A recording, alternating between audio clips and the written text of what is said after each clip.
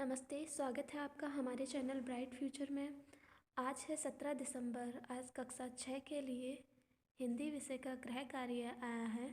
पाठ का नाम है नादान दोस्त। इसमें कुल 5 प्रश्न हैं। 3 प्रश्न विराम चिन्ह से संबंधित है और 2 प्रश्न पत्रों से संबंधित है।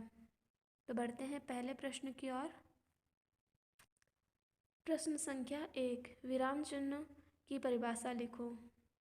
परिभाषा है, वाक्यों को बोलते या लिखते समय बीच बीच में कहीं रुकना पड़ता है, जिससे भाव स्पष्ट और अर्थवान हो जाते हैं। यह ठहराव दिखाने के लिए कुछ विशेष चिन्हों का प्रयोग किया जाता है, जिसे विराम चिन्ह कहते हैं।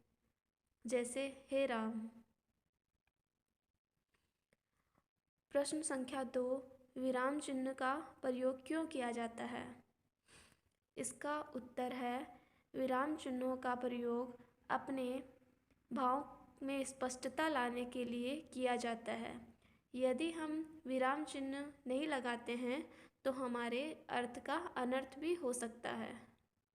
प्रश्न संख्या 3, निम्न विराम चिन्हों को देखकर उनके नाम लिखो। पहला जो चिन्ह है उसे अल्प विराम चिन्ह कहते हैं। दूसरे चिन्ह को अर्ध विराम चिन्ह कहते हैं। तीसरे चिन्ह को पूर्ण विराम चिन्ह कहते हैं। चौथे को प्रश्नवाचक चिन्ह कहते हैं। चौथा प्रश्न, व्यक्तिगत या पारिवारिक पत्र किन को लिखे जाते हैं?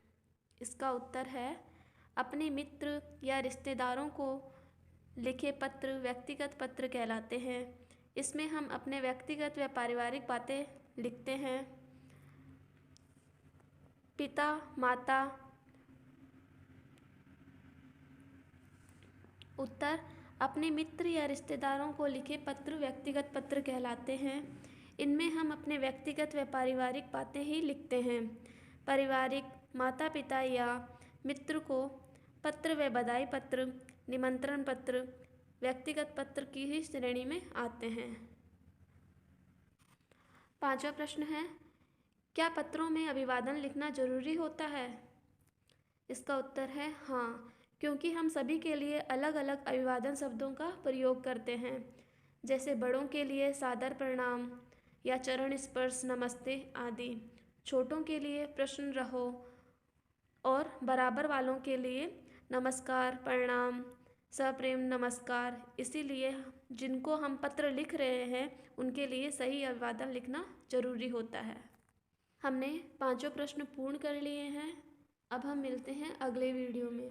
जो भी हमारे चैनल पे नए हैं, चैनल को लाइक सब्सक्राइब शेयर करना ना भूलें, ताकि भविष्य में आने वाले वीडियो आपको समय पर मिलते रहें। धन्यवाद।